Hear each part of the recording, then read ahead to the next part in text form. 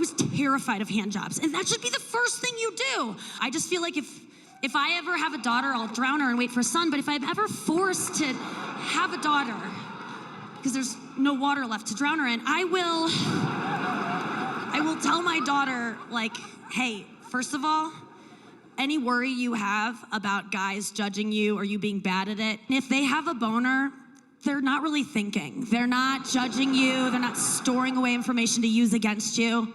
They're really dumb when they're horny, like very, very dumb. Sometimes I hook up with guys and they're so horny and like kind of like, ugh. I'm like, is this like a situation where he's like special needs and I shouldn't do this? Like, am I gonna go to jail because I took advantage of a mentally challenged man?